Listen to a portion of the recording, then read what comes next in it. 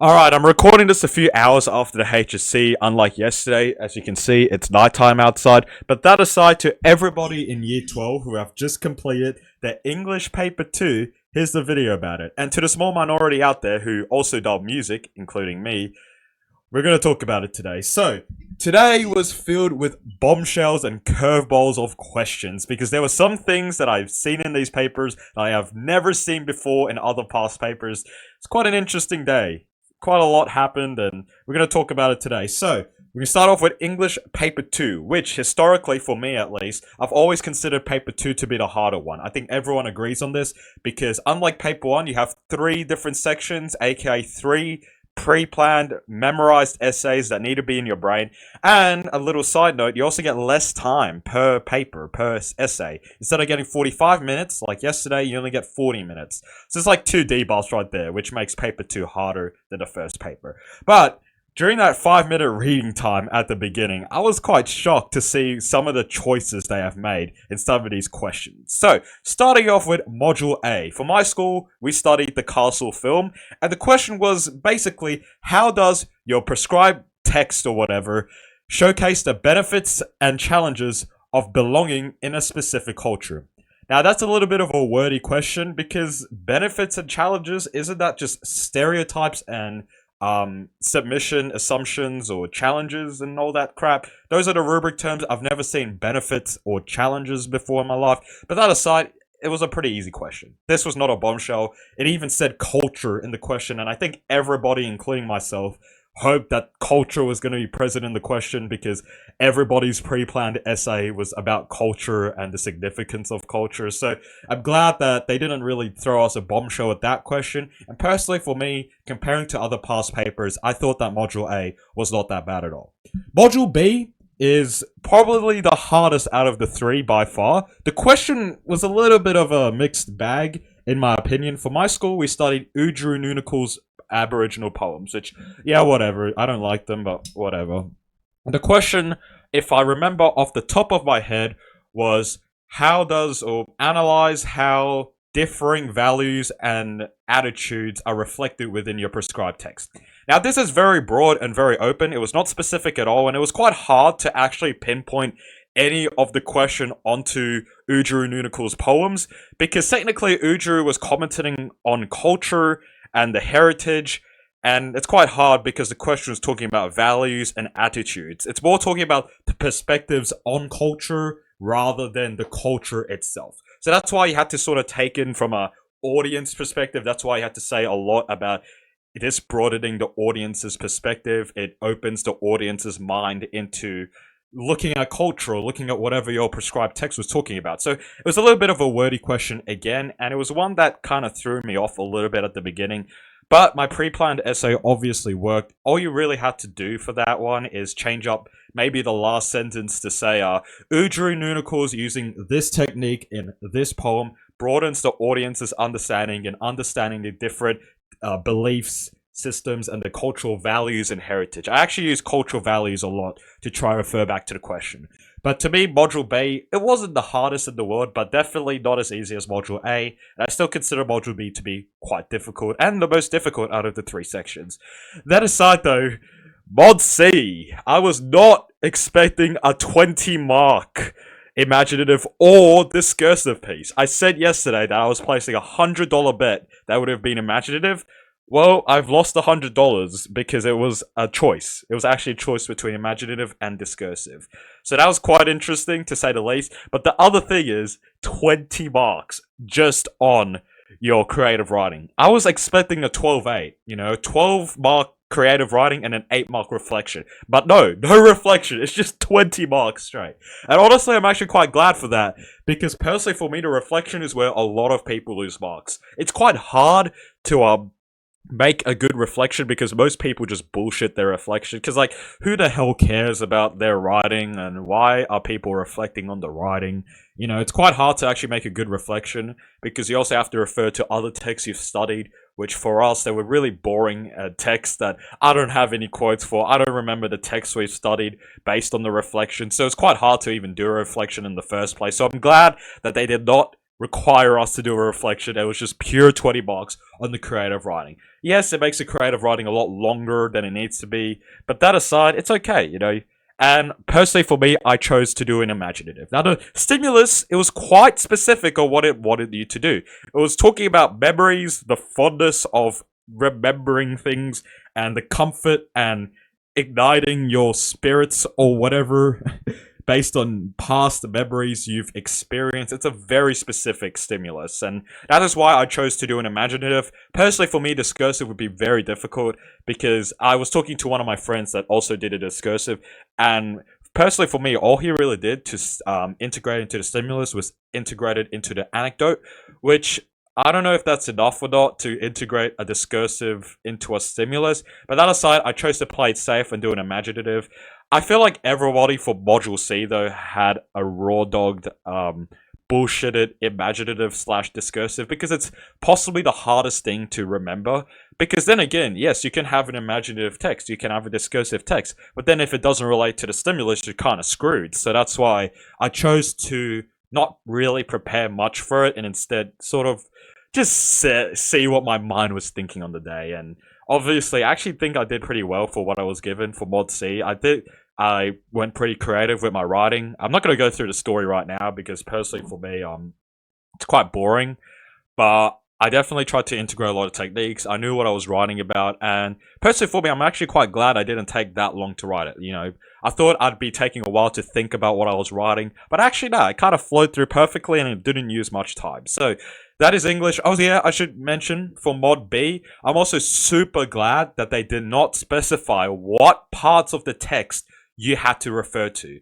I don't know if this is a case with any past paper, I've never seen it before, but my English teacher did say that certain texts in Module B could be specified. Like for Udru Nunakul, there was like 8 poems that you could have studied during school. You only meant to do 3 in the essay, but there were 8 in total, and I was really scared that they would have prescribed a specific poem that you must talk about in your response. So I'm quite glad they didn't do that because they could have just said, talk about this poem that you have never looked at, that you have no quotes for, and will completely fail upon. So I'm glad they did not specify that. But that's English standard, and honestly, I'm glad that English is out of the way. For me, I think I did pretty well, considering what I've seen in my trials. I personally did not do that great in trials, so I'm quite glad about my performance for English standard. Obviously, I'm never going to know the results, but for me, I think I did quite well. I think I did quite well comparing to other times before. So that's English done. Music. Oh my god. Music was the biggest bombshell of HSC papers. Now, normally HSC papers are meant to be very strict. They're meant to be very formal and very, I don't know, what's the right word? Very formal in its wording and very strict on its requirements. So that's why I was not expecting in music to be listening to 5 Seconds of Summer, a very mainstream boy band from Australia. Now, I know they're Australian, but I was definitely not expecting to analyze Young Blood, which is a song that has 2 billion streams on Spotify. It's a very mainstream song, and I have no clue on why they decided to choose that for HSC music. Because personally, for me, that song is so boring. Like, there's nothing you could analyze, really. Everything's very repetitive. Everything's super constrained, and there's not a lot of dynamics, there's not a lot of expressive techniques. It's very quiet and very mundane throughout the entirety of this song. So, no idea why they decided to do, 5 Seconds of Summer, woo, a song that has existed for a decade. Whatever. But the third song is what pissed me off so much. Alright. Normally, as a HSC exam, as I said earlier, it's meant to be formal, it's meant to be calm, it's meant to be very strict. It's meant to be, quite serious. So why the hell, for question 3 of the Music 1 Theory oral paper, did they put Thick of It jazz remix by some random YouTuber? A random YouTuber with 6,000 subs made a remix of Thick of It, yes, the KSI song. And yet it appeared on the HSC paper. That's the biggest bombshell ever, because who would have thought that a YouTuber song KSI would come up. Oh my god, can I type? Would come up on a freaking HSC paper. Yeah, so let's get it up on YouTube because I have it here on YouTube. It's by Rahilu. It's not even on Spotify. It's not even on anything. Can we not have an ad? I don't even have display capture on. Alright, let's get display. Listen to it, guys. Listen to this abomination we have to analyze. I'm in the thick of it, everybody knows. I'm in my prime and this ain't even final form. They knock me down, but still my feet, they find the floor. I went from living room straight out to sold outdoors. Life's a fight, but trust I'm ready for the war. Whoa. What is this? This is how the story goes. Whoa. I guess this is how the story chose goes. this? I'm in the thick of Look at the video clip as well. This is the most cringiest music video ever. Look at it. I don't know nothing. You get this little jazz solo.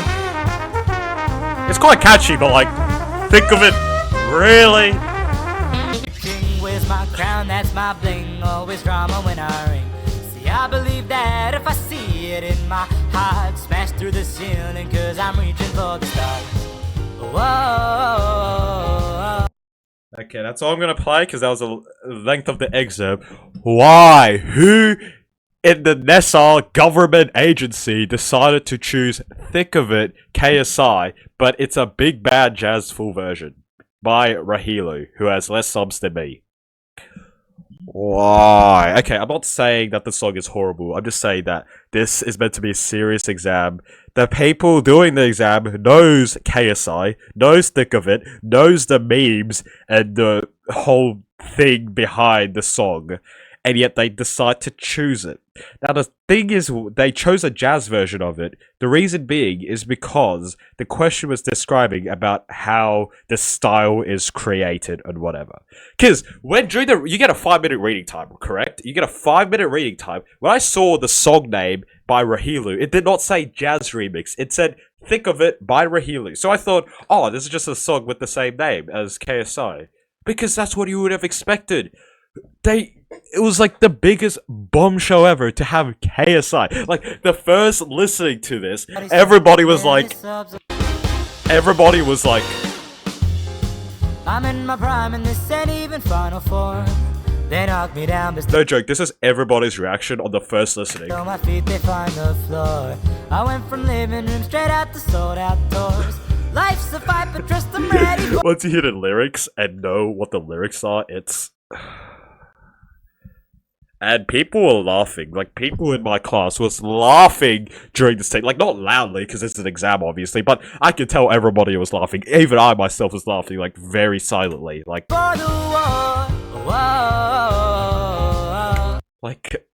okay, maybe they chose it for the HSC because it has a lot of things going for it. And it does. It's a jazz song. It's got syncopation, song rhythms, walking bass. It's got all the jazz stuff. But I'm sure they could have done a better choice by not choosing a song that was originally created by a YouTuber. Come on, you can do a little bit better than that. There's way more repertoire of music in the world that you could have chosen, and yet you choose this abomination. That aside though, that biggest bombshell aside, I probably bombed this question because I lost concentration. I think everyone lost concentration on this because it's the most ridiculous song ever. But that aside, other than that, it's a very interesting HSC paper. I'm going to be very surprised and very intrigued to see what future years holds. Imagine in a year's time, the next year, the year below us doing the HSC, have to use this song as their practice paper. This is how the story goes. Whoa. Like, I'm sorry, but this is just cringe. Like, this is no formal seriousness at all. This guy is New Zealander, he's not even Australian, so why would you choose this guy? Oh, it's his only video, that's why he only has 6k subs. But that aside, yeah, very interesting choice, Nessa, very interesting choice. I will be in touch with you 60-year-olds, whoever wrote this paper. Very funny. I agree. This is very comedic and very hilarious, and I do appreciate that you wanted to throw a bit of humor in exam papers. Like, I was checking the TikToks, because obviously a lot of people are going to make TikToks on this, and I saw one of the comments is, I can't believe that this song is going to determine my future career and my future university and the degrees that I get to do. That aside, though, oh well. The last song is a classical song. Boo, whatever. I hate classical songs. There's too much to talk about. But that aside, that's the music paper.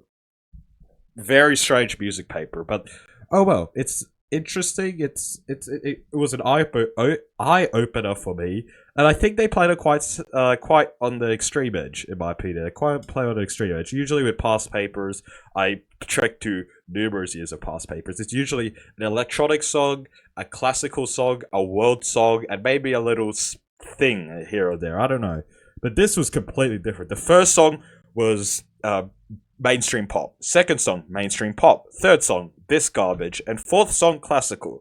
So it was all new stuff. It was all very new stuff. So very strange to who did the song selections. But that aside, that's the music. So that is it for today. It is a Friday right now, so I have no exams until Monday. We got SOR, Studies of Religion, on Monday.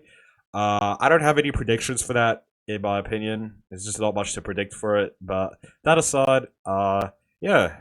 Very interesting day today. I'll see you guys on Monday for the third day of the HSC. Whatever.